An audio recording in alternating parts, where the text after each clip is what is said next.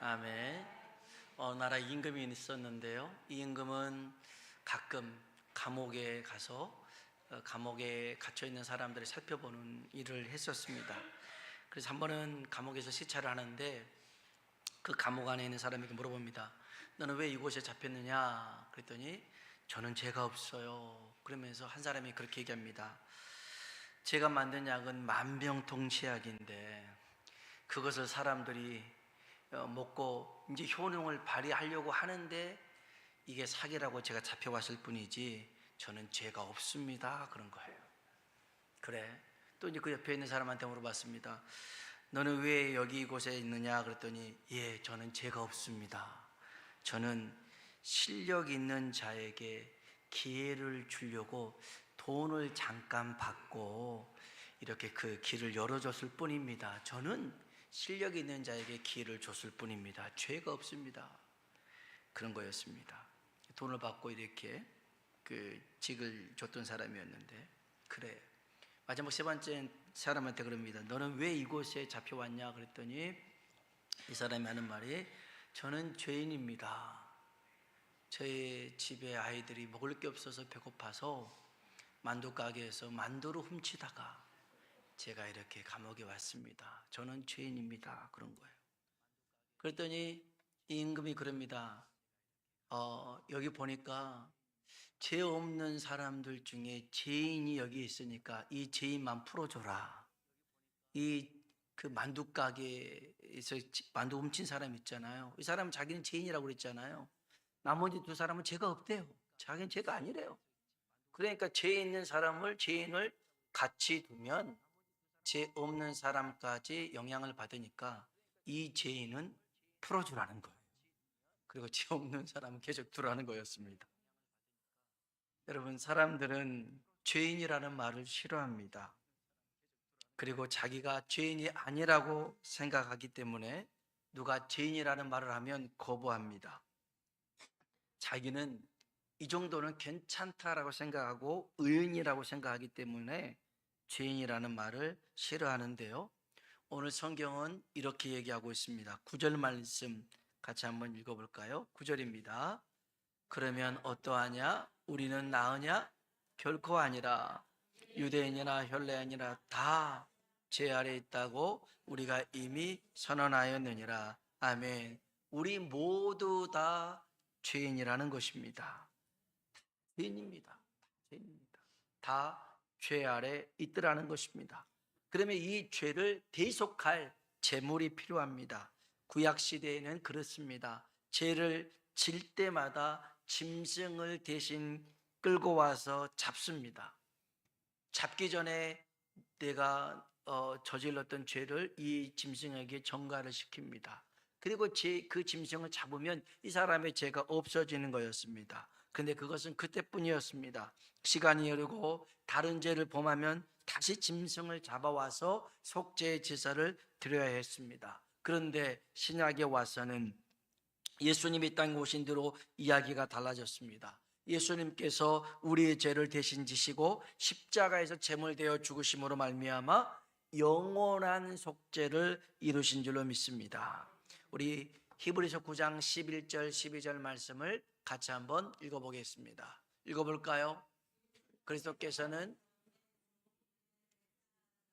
오사 손으로 짓지 아니한 곳 이 창조에 속하지 아니한 더 크고 온전한 장막으로 말미암아 염소와 송아지의 피로 하지 아니하고 오직 자기의 피로 영원한 속죄를 이루사 단번에 성소에 들어가셨느니라. 아멘. 11절에 그리스도께서는 이렇게 얘기하고 있죠.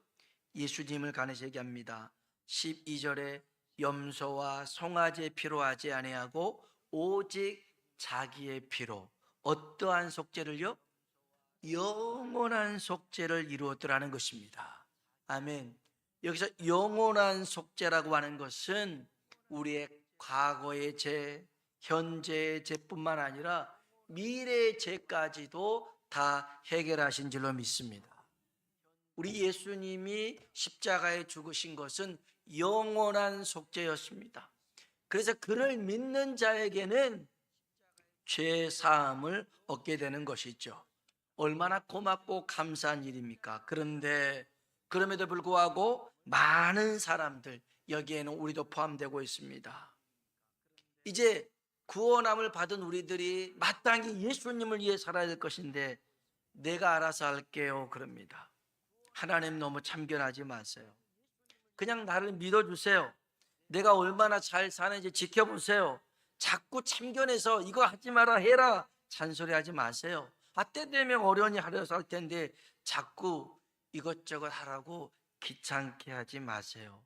그냥 좀 날 좀 내버려 두세요라고 얘기합니다. 내 마음대로 할게요 그럽니다. 내 마음대로 할게요. 봉사하는 것도 내 마음대로 할게요. 내가 알아서 할게요. 헌신하는 것도요, 제가 알아서 할게요.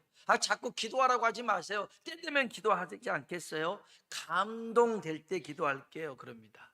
대체 언제 감동이 생기는지는 모르겠으나 자기가 알아서 하겠대요. 자기가 다.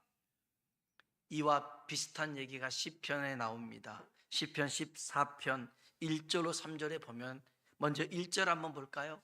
시편 14편 1절입니다. 어리석은 자는 그의 마음에 이르기를 하나님이 없다 하는도다. 그들은 그 행실을 가증하니. 아멘. 어리석은 자는 그의 마음에 하나님이 없다라고 생각합니다. 뭐 하나님이 어딨냐는 것입니다. 세상에 신이 어딨냐라고 말하죠. 제 아무리 세상 어머니 뛰어나도 하나님을 인정하지 않는 사람은 어떤 사람이냐면 어리석은 사람이라는 것입니다. 인간 스스로는 부패하고 행실이 가증하기에 선을 행할 자가 없더라는 것입니다. 실제로 시험을 해봤어요. 실험을 해봤는데 각 학교에서 왕따를 당한 아이들을 모아놨어요. 그 왕따 당하면서 얼마나 많은 괴롭힘을 당했겠어요. 그런 아이들끼리 모아놨는데 그 모아놓은 아이들 속에서도 왕따를 하더라는 것입니다. 아니 자기가 그 왕따를 당하면서 그 괴롭힘을 그 어려운 시기를 보냈는데 또 그 안에서 자기들이 그렇게 약한 이들을 왕따시키고 있더라는 거예요. 인간은요 스스로가 부패한 존재라는 것입니다. 하지만 혹시 하나님이 자각이 있어서 하나님을 찾는 자가 있는지를 살펴봤어요. 2절, 3절에 있는 말씀 한번 볼까요? 읽어봅시다. 여호와께서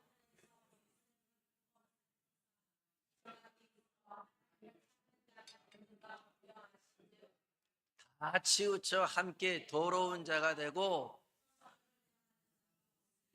하나도 없도다. 아멘. 혹시나 그래도 지각이 있어서 또 깨우침이 있어서 하나님을 찾는 자가 있는가 봤더니 하나도 없더라는 것입니다. 달리 말하면 모두 다 똑같은 죄인이라는 것입니다. 스스로 알아서 하나님의 뜻을 행하는 자는 없더라는 것입니다. 없어요. 제가 군대 시절에 매주 수요일이 되면 전투 체력의 날이라는 게 있었습니다. 그때는 전군의 유단자가 목표였습니다. 그래서 단증을 군대를 갔다 오면 태권도 일단은 다 따게끔 하는 게 목표였습니다. 그런데 태권도 단증이 있는 사람들, 심지어 유치원 때 땄던 단증이라 할지라도 그 단증만 있으면 혹독한 시련을 피할 수가 있었습니다. 다리를 찢는 거였습니다. 다리를 양쪽 매트리스에 이제 올려놓고 그 고참이 다리를 찢는다고 위에서 쿡 누르는 이런 거였습니다. 지금 생각하면 가혹행위였던 것 같아요. 그러면서 다리를 찢고선 한 2조 정도를 제대로 못 걷습니다. 어기저기 얼마나 고통스러운지 모릅니다. 제가 어느 날 그것을 봤습니다. 저는 단증도 없었습니다. 나도 적골 나겠구나 싶었습니다. 그래서는 그 시간만 되면 그 침상에서 다리를 쫙 벌리고 죽을 힘을 다해서 제 스스로가 다리를 찢으려고 애를 썼습니다. 왜요? 그렇게 안 하면 저 고참들이 날 눌러버리니까요. 막 했습니다. 고참들은 그것도 모르고 야 경종이 봐라 알아서 얼마나 잘하느냐. 아니요 알아서 하는 게 아니었습니다. 잘못했다가는 다리가 오장날 것 같아서 무서워서 했던 것뿐이죠. 여러분, 스스로 알아서 하는 것 드뭅니다. 드물어요. 아니, 하나님을 찾는 것은 아예 없습니다. 그래서 예수님이 이 땅에 오신 줄로 믿습니다. 사람이 하나님께로 갈 수가 없으니 하나님이 사람에게로 오셨더라는 것입니다. 그래서 말씀을 통해서 깨우치고 가르치는 은혜를 주신 것이죠. 오늘 본문에도 이 내용을 말하고 있는데요, 우리 로마서 3장 10절로 12절에 있는 말씀을 보겠습니다. 10절로 12절 같이 한번 읽어보겠습니다. 기록된 바 의인은 없나니 하나도 없으며 깨닫는 자도 없고 하나님을 찾는 자도 없고 다 치우쳐 함께 무익하게 되고 선을 행하는 자는 없나니 하나도 없도다. 아멘. 여기 우리가 읽은 말씀에 없다라는 말이 6번이나 나옵니다. 의인은 없다, 하나도 없다, 깨닫는 자도 없다, 하나님을 찾는 자도 없다, 다 치우쳐 함께 무익하게 되고 선을 행하는 자가 없다, 하나도 없다라는 것입니다. 18절까지 보면 그들의 눈앞에 하나님을 두려워함이 없느니라, 총 7번이나 없더라는 것입니다. 그래도 사람 사는 세상인데, 사람 많은데 좋은 사람은 하나라도 있겠지 싶지만 아닙니다. 하나도 없더라는 것입니다. 무슨 말을 하냐면 인간은 전적으로 타락한 존재라는 것입니다. 인간 스스로 1%의 구원의 가능성이 없더라는 것입니다. 없어요. 그래서 여러분, 우리 스스로는 우리를 구원할 수 없는 줄로 믿습니다. 그래서 하나님을 믿어야 됩니다. 그래서 그 예수님을 붙들어야 됩니다. 그럴 때 우리가 구원을 받게 될 줄로 믿습니다. 여러분, 인간은 결코 믿음의 대상이 되지 못합니다. 인간은 연약하거든요. 결점이 많거든요.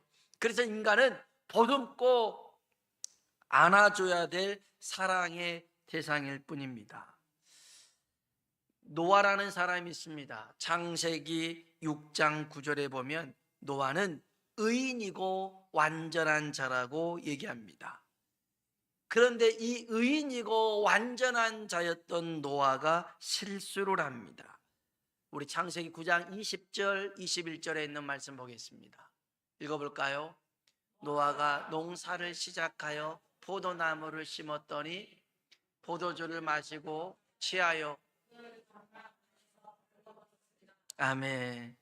야, 완전했던 의인이었던 하나님과 동행했던 이런 노아가 포도주를 마시고 취해버립니다. 그리고 그 장막에서 옷을 다 벌거벗은 채로 있는 것이죠. 이것을 함이 보게 되었습니다. 함이 봤어요. 우리 한번 성경 볼까요? 22절입니다. 22절 같이 한번 읽어봅시다. 가나안의 아버지 함이 밖으로 나가서 그의 형집에, 아멘, 아버지가 벌거벗고 있는 모습을 본 거죠. 그래서 형제들에게 얘기했습니다. 형샘과 동생 야벳에게 얘기합니다. 야, 지금 세상에 술이 취해가지고 먹고 그냥 있더라. 이게 참 우리 아버지 웃기냐라고 얘기를 한 겁니다. 참있게 노아가 그것을 알게 되었습니다. 저는 그거 알게 된 것도 희한해요. 아니, 그거를 함이 그렇게 형하고 동생한테 얘기했다는 거 누가 얘기했을지 모르겠지만 알아버렸어요. 그때 이 노아가 했던 실수가 있습니다. 24절 25절입니다 같이 한번 읽어봅시다. 술이 깨어 자기에게 행한 일을 알고 이에 이르되 가나안은 저주를 받아, 아멘. 가나안이 누구냐면 함의 아들입니다. 둘째 아들의 아들이죠. 그 가나안 둘째 아들을 자손을 저주합니다. 가나안은 저주를 받아 형들의 종이 될 것이다. 아니, 노아는 의인이었단 말이에요. 완전한 자였단 말이에요. 그러면 그런 자기 아들의 실수를 용서해 줄 줄 알아야죠. 그런데 용서하는 게 아니라 그를 저주하고 맙니다. 또 보게 됩니다. 세상에 완전한 사람은 없다라는 것이죠. 에베소서 4장 1절로 4절에 보면 하나님께서 우리를 부르시는 자리에서 해야 될 일을 말씀해 주고 있습니다. 우리 한번 성경 봅시다. 에베소서 4장 1절로 4절 읽어봅시다. 그러므로 같이 내가 너희를 권하노니 너희가 부르심을 받은 일에 합당하게 행하여 모든 겸손과 온유로 하고 사랑 가운데서 서로 용납하고 평안에 매는 줄로 성령이 하나 되게 하신 것을 힘써 지키라. 아멘. 아멘. 그 다음도 있나요? 네. 읽어봅시다. 몸이 하나요 성령도 한 분이시니 부르심의 한 소망 안에서 아멘. 여러분 보세요. 하나님이 우리를 부르셨대요. 하나님이 저와 여러분을 부르신 줄로 믿습니다. 하나님의 자녀로 부르시고 하나님의 백성으로 부르시고 오늘 이 시간에는 함께하는 공동체로 지체로 부르신 줄로 믿습니다. 그러면 우리가 부르심에 합당한 모습이 필요합니다. 부르심의 자리에서 해야 될 일을 2절에 다시 한번 봅시다. 2절 4장 2절 읽어볼까요? 모든 겸손과 온유로 하고 오래 참음으로 사랑 가운데서 아멘. 사랑으로 용납하라는 것입니다. 실수도 많고 결점도 많고 완벽해서 하나님이 우리를 구원한 것 아닙니다. 완벽해서 우리를 하나님 자녀 삼아준 거 아닙니다. 우리가 흠이 없어서 우리를 이렇게 공동체로 불러준 게 아닙니다. 이 안에서도요 흠이 있고 결점도 있고 실수도 있고 약점도 있습니다. 그런데 하나님께서 우리를 이렇게 부르신 이유가 뭡니까? 사랑 가운데서 사랑으로 용납하라는 것입니다. 품어주는 거죠. 약하지 않는 사람 어디 있어요? 약점이 없는 사람이 어디 있습니까? 품어주는 것입니다. 여기서 용납이라고 하는 뜻은 이겁니다. 한번 따라합시다. 한 번 더, 한 번 더, 아멘. 한 번 더입니다. 한 번 더 용납해 주는 것. 한 번 더 물을 쏟아도 한 번 더 기회를 주는 거예요. 접시를 깨뜨렸네요. 인간아 그러지 말고요. 설거지하다 깬 거 아니겠습니까? 그러면 고맙잖아요. 아이고 안 다쳤어 그래야지. 그게 얼마짜린데 그럴 필요가 없어요. 그러면 다시는 남편이 설거지하지 않아요. 지혜롭게 하죠. 안 다쳤어 해야죠. 접시 괜찮아요. 맞아요. 접시를 깨도 괜찮습니다. 실수해도 잘못해도요 한 번 더 괜찮아요 하는 게 용납입니다. 설교의 부담인 어떤 목사님이 있었습니다. 젊은 목사님이었는데 설교가 엄청 부담스러웠어요. 그리고 자기가 설교하면 다들 잠을 잡니다. 마침 옆에 교회에 부흥회가 있어서요 거기 한번 참석했는데 그 부흥 강사가 이런 말을 합니다. 설교 중에 전에 제가 이제까지 안아봤던 여자 중에 가슴이 제일 따뜻했던 여자는 다른 사람의 여자였습니다. 그러니까 사람들이 깜짝 놀라잖아요. 자기가 이제까지 안아봤던 여자인데 가장 가슴이 따뜻했던 여자는 다른 사람의 아내였습니다. 그랬더니 다들 깜짝 놀랄 때 바로 저희 어머니였습니다. 그랬더니 사람들이 막 웃더라는 거예요. 그래서 적어보라. 그래서 이 목사님이 그것을 적어가지고 와서 본인 설교할 때 썼습니다. 제가 안아봤던 여자 중에 가장 가슴이 따뜻했던 여자는 다른 사람의 아내였습니다. 그랬더니 성도들이 더 눈을 뜨고 깜짝 놀라 쳐다보니까 그 다음 말을 해야 되는데 잊어버렸어요.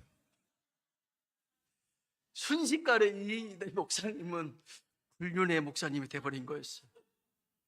저희 어머니였습니다 해야 되는데 그 말을 못 해버린 거였어요. 그래가지고 교회 안에서 소문이 났어요. 우리 목사님이 다른 사람의 다른 사람이 아내를 유부녀를 안았는데 그 얘기를 설교 때 고해성사를 했다고 그렇게 소문이 나버렸어요. 그래서 이 목사님은 결국 그 교회를 떠나고 말았어요. 유모도 잘 쳐야 되나 봐요. 잘 쳐야 되나. 그런데 여러분, 한번 실수할 수 있잖아요. 그렇죠? 그러면 용납해 줄 수 있어야죠. 한 번 더 기회를 줄 수 있어야 되죠. 나는 완벽하지도 못하면서 다른 사람에게 완벽을 요구합니다. 그게 모순 아니겠어요? 여러분, 우리가 하나님이 우리를 아까도 얘기했지만 완전하고 완벽해서 구원한 게 아니에요. 하나님의 은혜로 구원해 주신 줄로 믿습니다. 그러면 좀 다른 사람 실수, 잘못 품을 수 있는 사람이 부르심의 자리에서 해야 될 일인 줄로 믿습니다. 한번 따라해 봅시다. 괜찮습니다. 괜찮습니다. 그래요. 괜찮습니다. 야, 내가 누군지 알아? 여러분 누군지 그게 뭐가 중요합니까? 우리 다 죄인이라니까요.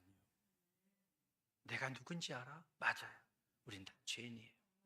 죄인이기 때문에 우리는 믿는 것이 아니라 믿음의 대상이 아니라 사랑의 대상인 줄로 믿습니다.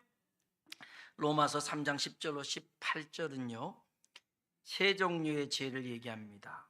10절로 12절에 있는 죄는 일반적인 죄입니다. 13절로 14절의 죄는 입술로 말로 저지르는 죄입니다. 15절로 17절의 죄는요 행동으로 행위로 짓는 모든 죄입니다. 여러분, 우리가 말로 죄를 짓습니다. 행동으로 죄를 짓습니다. 살면서 많은 죄를 짓습니다. 왜 이런 죄를 질까요? 이유는 한 가지입니다. 18절 3장 로마서 3장 18절에 있는 말씀 같이 한번 읽어볼까요? 그들의 눈앞에 하나님을 두려워함이 없느니라. 아멘. 아멘. 하나님을 두려워함이 없기 때문에 우리가 죄를 짓더라는 것입니다. 하나님을 정말 두려워한다면 우리는 우리의 말과 행동과 우리의 삶은 달라지게 될 줄로 믿습니다. 시편 36편 1절에는 악인들이 죄를 진 이유가 이것이라고 얘기합니다. 우리 한번 시편 36편 1절입니다. 읽어볼까요? 악인의 죄가 그의 마음속으로 이르기를 그의 눈에는 하나님을 두려워하는 빛이 없다니. 아멘. 악인들이 죄를 진 이유가 무엇입니까? 하나님을 두려워하는 빛이 없더라는 것입니다. 민수기 25장에 보면 기가 막힌 사건이 나옵니다. 고수비 사건인데요, 이스라엘 백성들이 시딤이라는 곳에서 모압 여인과 음행을 저지릅니다. 이로 인하여서 하나님 벌을 내리시죠. 전염병으로 24,000명이 죽습니다. 사람들이 죽어나갑니다. 여러분, 우리도요 코로나 때 얼마나 많은 사람들이 죽었습니까? 그 죽음의 공포가 얼마나 큽니까? 그래서 사람들이 그때는 참 얼마나 많이 주의를 하고 또 외출을 자제하고 그런 일이 있는지 모릅니다. 이렇게 사람들이 죽어나가고 있는 그 순간이었습니다. 그런데 시므온 가문에 시물이라는 족장이 있습니다. 사람들이 죽어서 막 울음소리, 통곡의 소리, 막 두려움과 공포에 있는데 이 시물이라는 사람이 미디안 여인을 끌고 옵니다. 이방 여인이었습니다. 그 여인의 이름은 고수비였습니다. 이 이방 여인을 끌고 와서 자기 장막에 들어가서요 거기서 음행을 저지릅니다. 세상에, 이게 사람이 할 짓입니까? 모압 여인과 음행한 죄로 말미암아 24,000명이 죽었는데 그 한 가문의 리더라고 하는 시므이라는 사람이 미디안 여인을 끌고 와가지고 자기 집에서, 자기 장막에서 음행을 저지릅니다. 하나님이 무서운 것이 아니죠. 하나님이 눈에 보이지 않았습니다. 자기 정욕에 눈이 먼 걸 말았습니다. 그것을 지켜보았는데, 아니 족장의 리더가 그렇게 하니까 뭐 다른 사람들은 말도 못합니다. 신경도 안 씁니다. 그런데 그때 제사장이었던 비느하스가 있습니다. 화가 납니다. 이 안에 분이 가득합니다. 왜 우리가 지금 이런 하나님 앞에 이런 벌을 받고 이렇게 많은 사람이 죽었는데 또다시 그런 짓을 하고 있다니 참을 수가 없습니다. 그 제약을 결코 방관할 수가 없었습니다.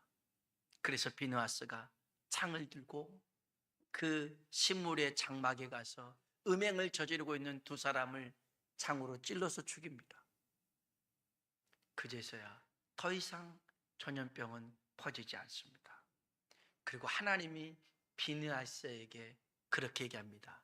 네가 오늘 의분을 가지고 나의 마음을 가지고 이 제약을 그쳤으니 내가 너와 언약을 맺을 것이다.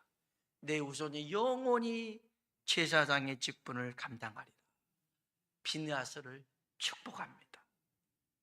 여러분, 시므온의 눈에는 하나님이 안 보였습니다.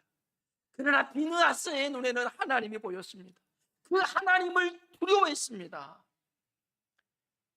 두려움의 의미는 하나님이 무서운 것만이 아니었습니다. 하나님을 경외하는 마음이 있었더라는 것입니다. 하나님의 주권, 하나님의 권위를 인정하는 삶이 바로 하나님을 경외하는 삶입니다. 시편 31편 19절입니다. 시편 31편 19절 읽어볼까요? 주를 두려워하는 자를 위하여 쌓아두신 은혜, 곧 주께 피하는 자를 위하여 인생 앞에 베푸신 은혜가 어찌 그리 큰지요. 아멘. 여기서 주를 두려워하는 자는요, 하나님을 단지 무서워하는 것을 의미하지 않습니다. 경외하는 것입니다. 하나님의 주권을, 하나님의 권위를 인정하는 것입니다. 그런 사람에게 하나님이 쌓아두신 은혜가 있더라는 것입니다. 여러분, 비느하스가 받았던 그 복을 저와 여러분이 받길 주의 이름으로 축원합니다. 여러분, 우리가 하나님을 두려워한다면 우리의 행실이 달라질 것입니다. 뿐만 아니라 우리가 하나님을 경외한다면 우리의 삶 속에서 하나님의 역사가 펼쳐지게 될 줄로 믿습니다. 오늘 저와 여러분이 하나님 앞에 하나님을 두려워하는 것을 뛰어넘어 하나님을 경외하는 자가 되길 주의 이름으로 축원합니다. 기도하겠습니다. 하나님을 두려워하는 삶은요, 시간과 공간 속에서 하나님을 인지하는 삶입니다. 예전에 제가 그랬어요. 저희 부모님이 싸우잖아요. 그러면 그 공간에 있으면 제 마음도 편치가 않습니다. 아이들이 다투는 그 공간에 있잖아요.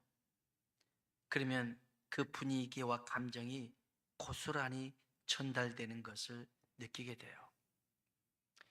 그래서 우리는 가정에서도 정말 잘 살아야 됩니다. 정말 제가 가장 화가 났던 건 그거였어요. 아이들이 다툴 수 있죠.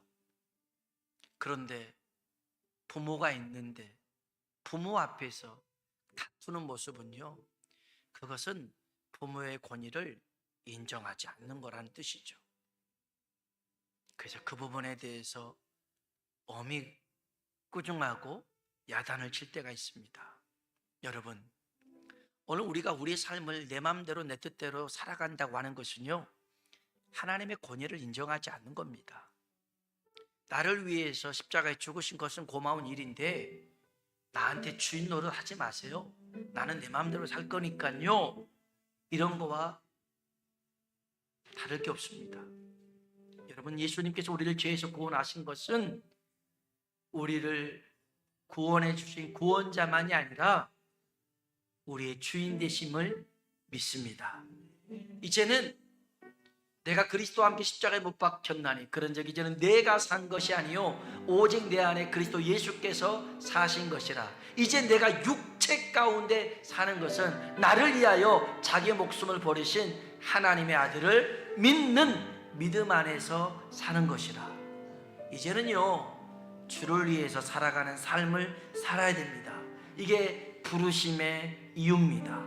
하나님, 내 삶 가운데 하나님의 권위를 인정하며 이제 더 나아가 하나님의 주권을 인정하는 경외하는 삶을 살아가는 우리가 되게 하여 주시옵소서. 우리 다 같이 주님이라 한번 부르고 기도하겠습니다.